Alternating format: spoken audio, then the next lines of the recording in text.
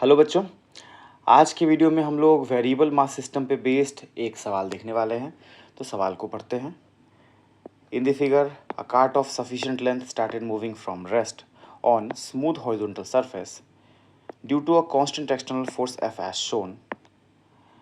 If the initial mass of cart is capital M and sand falls onto the cart with negligible velocity at constant rate mu kg per second and sticks to the cart, then find after time t acceleration of cart and velocity of cart. ठीक है, अब देखो question में जो जो detail दिया हुआ है उस सबको पिन पॉइंट कर लेते हैं। सफिशिएंट लेंथ है कार्ट का, ठीक है, रेस्ट से स्टार्ट हुआ, t इज इक्वल टू 0 पे वेलोसिटी 0, स्मूथ हॉरिजॉन्टल सरफेस पे मूव कर रहा है, ये सरफेस स्मूथ है, कांस्टेंट फोर्स F से खींचा जा रहा है, ठीक है, एंड इनिशियली मतलब टाइम 0 पे मास है कैपिटल M, ठीक है। सैंड जो है वो गिर रहा है नेग्लिजिबल वेलोसिटी से, देखो सैंड जो गिर रहा है वो वेरी स्लो स्पीड से, क्लोज टू 0 स्पीड से गिर रहा है, हाँ, लेकिन कांस्टेंट रेट से गिर रहा है ना, म्यू kg पर सेकेंड इस कांस्टेंट रेट से गिर रहा, मतलब dm/dt मास फ्लो रेट, मास फॉलिंग पर सेकेंड इज म्यू kg पर सेकेंड, ठीक है। ये सब डिटेल दिया है और हम लोगों को बोला है फाइंड करिए एक्सेलरेशन एंड फाइंड करिए वेलोसिटी, ठीक है। अब देखो, जब भी वेरिएबल मास की बात करते हैं, जैसे यहाँ पे भी मास वैरी कर रहा है ना, टाइम के साथ क्या हो रहा होगा, मास ऐड हो रहा होगा कार्ट पे म्यू kg पर सेकेंड से, है कि नहीं। तो जब भी मास वैरी करता है, वेरिएबल मास सिस्टम की बात करते हैं हम लोग और थ्रस्ट फोर्स की बात करते हैं। थ्रस्ट फोर्स होता है dm/dt इंटू वी रिलेटिव, है ना, और ये जो dm/dt है ये मास फ्लो रेट, यहाँ जो देख रहे हो पर सेकेंड जो मास ऐड हो रहा है, ऐसे पर सेकेंड जो मास रिमूव होता है उसके फ्लो होने का रेट है ना, dm/dt। अब ये जो वी रिलेटिव है इसके बारे में बात करें तो ये होता है मेन मास जो है जिसमें हम लोग फोर्स के बारे में बात करने वाले हैं। इस मेन मास पे बैठ के डीएम मास जो ऐड हो रहा है, हर dt टाइम में डीएम मास ऐड हो रहा है या रिमूव हो रहा है, इसका जो रिलेटिव वेलोसिटी दिखाई देगा मेन मास पे बैठ के किसी टाइम t पे, इस रिलेटिव वेलोसिटी को हम लोग बोलते हैं वी आर, है ना, relative velocity of DM mass with respect to main mass. तो वेलोसिटी ऑफ डीएम मास जो कि dt टाइम में ऐड या रिमूव हो रहा, minus velocity of main mass, ठीक है, इस तरीके से लिख रहे होते हैं।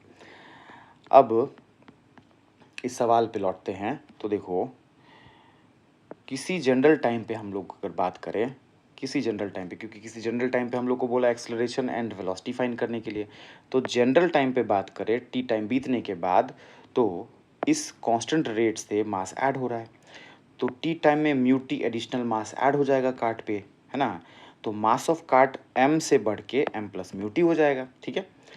और क्योंकि ये फोर्स इसको खींच रहा था तो ये इनिशियली तो रेस्ट पे था, t इज इक्वल टू 0 पे वेलोसिटी क्या था, 0, है ना, कार्ट का, लेकिन इस फोर्स के खींचने की वजह से कुछ एक्सेलरेशन इधर रहा होगा, उसकी वजह से वेलोसिटी कार्ट का बढ़ते बढ़ते नॉन ज़ीरो हो चुका होगा, ठीक है। तो किसी टी टाइम पे वेलोसिटी है नॉन ज़ीरो और मास है m प्लस म्यू टी, ठीक है। अब इस मोमेंट पे हम लोग वी रिलेटिव की बात करें, थ्रस्ट फोर्स यहाँ पे इन्वॉल्व हो रहा होगा, तो वी रिलेटिव की बात करें, relative velocity of DM mass with respect to main mass, यहाँ पे मेन मास है कार्ट, है ना, जिस पे हम लोग थ्रस्ट फोर्स देखने वाले हैं, तो मेन मास के रिस्पेक्ट में रिलेटिव वेलोसिटी डीएम मास का, तो देखो क्वेश्चन में क्लियरली बोला है कि डीएम मास, मास जो ऐड हो रहा है वेरी स्लोली, तो स्पीड डीएम मास का जो dt टाइम में ऐड हो जाता है ना सिस्टम में, ये क्लोज टू 0, तो डीएम मास का वेलोसिटी 0 एंड कार्ट का जो वेलोसिटी है v, फॉरवर्ड को पॉजिटिव लेके लिखो तो ये प्लस साइन के साथ आएगा, है ना, तो देखो यहाँ लिख दिया v, और ये जो माइनस था सब्ट्रैक्शन का ये माइनस है, तो रिलेटिव वेलोसिटी आ रहा माइनस, बात आ रही है समझ में। तो with respect to cart, cart will be at rest और रिलेटिव वेलोसिटी माइनस साइन के साथ आ रहा है डीएम मास का, तो फॉरवर्ड को पॉजिटिव माने थे तो बैकवर्ड में v स्पीड से जो है डीएम मास मूव करते दिखाई देगा किसको, कार्ट पे बैठे पर्सन को, ठीक है, बात आ गई समझ में। अब जब भी मास एडिशन होता है तो dm/dt, क्योंकि मास बढ़ रहा होता है टाइम के साथ, तो dm/dt पॉजिटिव लिखते हैं। अब dm/dt पॉजिटिव होगा तो v रिलेटिव के डायरेक्शन में होगा थ्रस्ट फोर्स, ठीक है, बात आ रही है समझ में। तो यहाँ v रिलेटिव देखो, कार्ट के रेस्पेक्ट में v रिलेटिव तो पीछे की तरफ है डीएम मास का, तो अब जब ये ऐड हो रहा होगा इस प्रोसेस में, कार्ट के ऊपर जो फोर्स लगेगा thrust force, that will be in direction of v relative, है ना, बात आ रही है समझ में, पीछे की तरफ लगा, ठीक। अब देखो थ्रस्ट फोर्स के मैग्नीट्यूड की बात करें तो देखो dm/dt इंटू वी रिलेटिव, है ना। dm/dt इज म्यू, थोड़ी देर पहले ही देखे हो, dm/dt is mu and v relative जो है उसका मैग्नीट्यूड की बात करें तो देखो रिलेटिव वेलोसिटी इतना आया है, उसका मॉड ले लो तो वी, तो थ्रस्ट फोर्स ऐसा आ गया जो कि वेलोसिटी डिपेंडेंट फोर्स है। अब किसी जनरल टाइम पे कार्ट को देखते हैं तो कार्ट पे कांस्टेंट फोर्स है और ये थ्रस्ट फोर्स है ना। टी टाइम पे कार्ट का मास होगा m प्लस म्यू टी, क्योंकि म्यू kg पर सेकेंड से मास ऐड हो रहा है तो mu T mass already add हो चुका होगा m के साथ में, तो इतना मास। अब इस टाइम पे नेट फोर्स की बात करें तो F minus F thrust will be mass into acceleration. Mass का वैल्यू ये उठा के पुट कर दो तो एक्सलेशन छांटो तो एक्सलेशन इतना आ जाएगा, कोई दिक्कत वाली बात नहीं। अब यहाँ पे एक्सलरेशन में v है और t भी है वेरिएबल। अगर हम लोगों को एक्सलेशन प्योरली टाइम के फॉर्म में चाहिए, टाइम के टर्म में चाहिए, तो v को इन टर्म्स ऑफ टाइम अपने को फाइंड करना पड़ेगा, है ना। और सेकेंड पार्ट भी यही पूछा है हम लोगों को कि वेलोसिटी एट टाइम t कितना है ना। तो देखो क्वेश्चन में हम लोग शुरू में ही देखे थे कि t इज इक्वल टू 0 पे कार्ट रेस्ट पे था, है ना। तो t इज इक्वल 0 पे वेलोसिटी 0 था। अब velocity as a function of time चाहिए तो हम लोग ये रिजल्ट यूज़ कर सकते हैं, a is equal to dv/dt, है ना, ये रिलेशन, जिसमें a को यहाँ से उठा के पुट करो, dv/dt से इक्वेट करो, तो देखो dv/dt से a को हम लोग इक्वेट कर दिए हैं। अब सेम वेरिएबल सेम साइड लेके आ जाओ तो v वाला जो टर्म्स है उसको यहाँ लेके आ गए और dt को देखो यहाँ से उठा के ऊपर लेके आ गए, तो कुछ इस तरीके से अरेंज हो गया, है ना। अब प्रॉपर लिमिट लगा देते हैं इंटीग्रेट करने के लिए, तो t इज इक्वल टू 0 पे वेलोसिटी था इनिशियली 0 और किसी जनरल टाइम पे वेलोसिटी v हो जाएगा, ठीक है। अब इसको अगर इंटीग्रेट करें तो हम लोगों का आंसर आ जाएगा, ठीक है। तो देखो इंटीग्रेशन के लिए हम लोग को ज़रूरत पड़ेगा 1/x के इंटीग्रेशन का। 1/x का इंटीग्रेशन होता है with respect to x ln x। अब इसमें एक मैथमेटिकल मैनिपुलेशन हम लोग करते हैं क्या कि x की जगह पे ax प्लस बी जब प्लेस करते हैं तो ln x में भी x की जगह पे ax प्लस बी आता है and whole divided by coefficient of x आता है। इसका प्रूफ हम लोग सब्स्टिट्यूशन से करते हैं, ठीक है। तो अभी तो इसको रिजल्ट की तरह हम लोग देख रहे हैं। तो जैसे यहाँ पे x की जगह पे ax प्लस बी डालने पे इस तरीके से रिजल्ट चेंज हुआ है, ऐसे ही देखो एक और एग्जांपल, cos x का इंटीग्रेशन होता है sin x, है ना। अब इसमें भी x की जगह पे अगर ax प्लस बी रखते हो तो रिजल्ट में साइन में x की जगह पे ax प्लस बी आएगा, whole divided by coefficient of x, है ना। सेम पैटर्न में जैसे हम लोग थोड़ी देर पहले यहाँ पे देखे हैं इंटीग्रेशन, वैसे ही कुछ इस तरीके का यहाँ पे भी देख पा रहे हैं, है ना। ओवरऑल इस दोनों में हुआ क्या है कि तो x की जगह पे हम लोग एक linear function ax plus b से रिप्लेस किए हैं x को, अकॉर्डिंगली रिजल्ट चेंज हुआ है, ठीक है। अब यहाँ पे भी कुछ ऐसा ही है, यहाँ पे v है वेरिएबल और नीचे जो है f माइनस म्यू वी, कुछ इस तरीके का फॉर्मेट है, बस x की जगह पे v आ चुका है ना। अब जब इंटीग्रेट करोगे इसको तो इंटीग्रेशन से ln ऑफ दिस क्वांटिटी आएगा, है ना, और whole divided by coefficient of v, है ना। सिमिलरली इधर इंटीग्रेट करोगे तो ln of m plus mu T आएगा and whole divided by coefficient of t, है ना, ये आ जाएगा। अब यहाँ पे लिमिट पुट करो 0 से v एंड 0 से t, ठीक है। अब यहाँ म्यू और म्यू कटेगा, यहाँ माइनस आएगा, इस माइनस को हम लोग यहाँ पे लेके आ गए हैं, ठीक है। अपर लिमिट पुट करोगे v यहाँ पे तो f minus mu v ln के अंदर, और लोअर लिमिट पुट करोगे यहाँ 0 तो ln f आ जाएगा। सिमिलरली यहाँ पे अपर लिमिट पुट करिए तो ln of m plus mu T, और लोअर लिमिट पुट करिए तो म्यू टी गायब हो जाएगा और ln m आ जाएगा। और ये देखो ये जो माइनस था, ये माइनस तो ऑलरेडी यहाँ पे है ही। अब देखो ln a minus ln b होता है ln a बाई बी, तो ln of this minus ln of this will be ln of a by b से ये आ गया, ठीक है। सिमिलरली ये माइनस यहाँ देखो ln of a minus ln of b will be ln of a by b, arrange कर दिए। अब एक रूल होता है लॉग का कि a ln x अगर लिखते हैं तो इसको ln x to the power of a लिख सकते हैं, मतलब इसको पावर में लेके आ सकते हो, कोई दिक्कत वाली बात नहीं। तो यहाँ जो -1 है इसको हम लोग पावर में, इस क्वांटिटी के पावर में -1 लिख सकते हैं, ठीक है।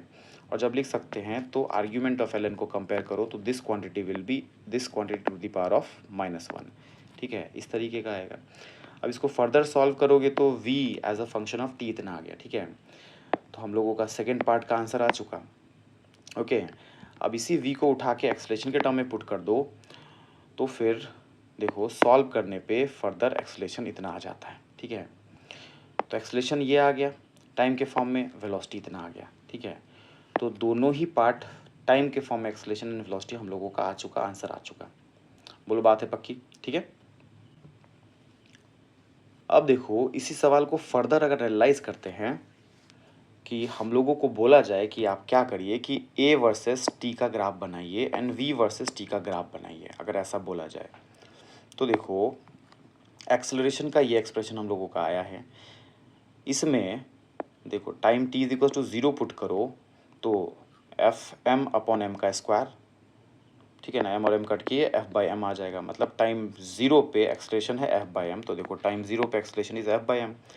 एंड टाइम इन्फिनिटी की बात करो तो देखो टाइम को अगर इन्फिनिटी करोगे तो ये जो डेनोमिनेटर या इन्फिनिटी को टेंड कर जाएगा, तो something upon infinity will tend to 0, है ना। तो इनफाइनाइट टाइम पे एक्सेलरेशन विल टेंड टू 0, तो ग्राफ यहाँ से शुरू होके कुछ इधर की तरफ जाएगा, है ना, और इन्फिनिटी पे जाके ये 0 को अप्रोच करेगा, है ना। बात आ रही है समझ में। यहाँ पे अभी टच नहीं कराना है, इन्फिनिटी पे जाके टच करेगा।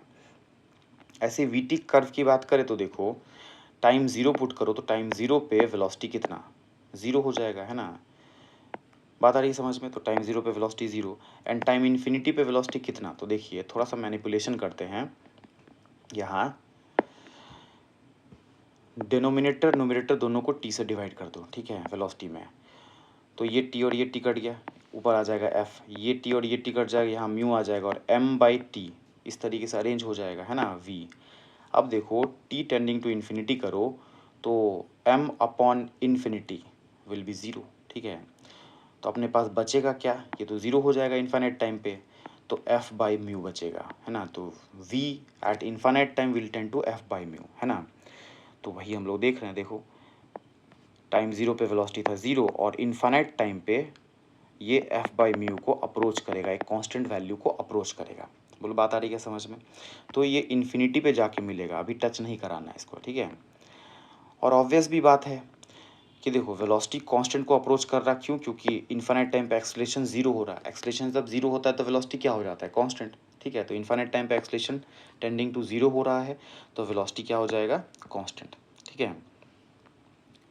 अब इसी सवाल में मन में किसी के आए कि सर ग्राफ का जो है कर्वेचर इस तरीके से ही क्यों होगा, क्या ऐसा कुछ नहीं हो सकता है कि कुछ पोर्शन के लिए कॉनकेव अप हो, कुछ पोर्शन के लिए कॉनकेव डाउन हो। कॉनकेव डाउन ही क्यों होगा पूरे रीजन में, ठीक है। ऐसे तो थोड़ा ऑब्वियस है, बट अगर नहीं बात पकड़ में आ रहा है तो हम लोगों को सेकेंड डेरिवेटिव कर्वेचर से इसको चेक करना पड़ेगा, ठीक है। तो देखो वेलोसिटी वर्सेस टाइम का ग्राफ हम लोग देख रहे हैं और इसमें स्लोप की बात करें तो स्लोप हो जाएगा क्या, डी बाई डी टी, है ना, जो कि एक्सलेशन होता है। इसको डिफ्रेंशिएट करोगे टाइम के रिस्पेक्ट में तो इतना ही आएगा, ठीक है। अब जो स्लोप है इसको देखो, ये जो स्लोप है टाइम के किसी भी वैल्यू पे, इन्फिनिटी से पहले के किसी भी वैल्यू पे ये निगेटिव तो नहीं आ रहा है ना। टाइम का कोई भी वैल्यू पुट करो इन्फिनिटी पे 0 आ जाएगा, एक्सलेशन मतलब स्लोप 0 आ जाएगा। देखो इन्फिनिटी पे हॉरिजॉन्टल टेंजेंट बनेगा, स्लोप 0, और बाकी उससे पहले कि किसी भी टाइम पे स्लोप क्या होगा, पॉजिटिव, है ना। एक्यूट एंगल बनाएगा टेंजेंट, है ना। बात आ रही है समझ में। अब यहाँ पे कर्वेचर स्लोप की बात तो कर लिया, अब देखो कॉनकेव अप या कॉनकेव डाउन इसके बारे में बात करते हैं। तो कर्वेचर जो होता है इससे हम लोगों को पता चलता है कॉनकेविटी, ये सेकेंड डेरिवेटिव होता है। तो कॉनकेव अप ग्राफ के लिए सेकेंड डेरिवेटिव होता है positive and concave down graph के लिए सेकेंड डेरिवेटिव होता है नेगेटिव। तो इसके कॉनकेविटी को चेक करते हैं। तो देखो स्लोप था ये first derivative and second derivative acceleration को फिर से डिफ्रेंशिएट कर दो। तो इसको फिर से जब डिफ्रेंशिएट करोगे तो देखो पावर नीचे, चेन रूल लगेगा डिफ्रेंशिएशन में, पावर नीचे और एक पावर हो गया कम, पावर डिफ्रेंशिएट हो गया। अब इसके अंदर जाके जब डिफ्रेंशिएट करोगे तो यहाँ पे म्यू टी में से एक म्यू बाहर आ जाएगा, ठीक है। तो ये एक नेगेटिव एक्सप्रेशन आ रहा है ना। अब देखो टाइम के किसी भी वैल्यू पे लेस देन इन्फिनिटी पे स्लोप जो है वो तो पॉजिटिव है ही, जो कि हम लोग थोड़ी देर पहले ही देखे हैं, है ना। स्लोप जो है ये तो टाइम के किसी भी वैल्यू लेस देन इन्फिनिटी पे स्लोप पॉजिटिव है।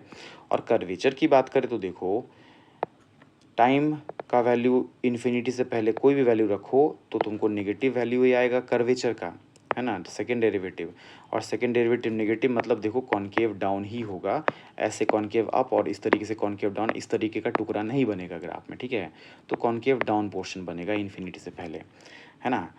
और टाइम इन्फिनिटी पे v इतना एंड एक्सलेशन ज़ीरो, एक्सलेशन क्या है, स्लोप, तो स्लोप ज़ीरो मतलब हॉरिजॉन्टल टेंजेंट। बोलो बात आ रही है क्या समझ में? बाकी मिलते हैं नेक्स्ट वीडियो में।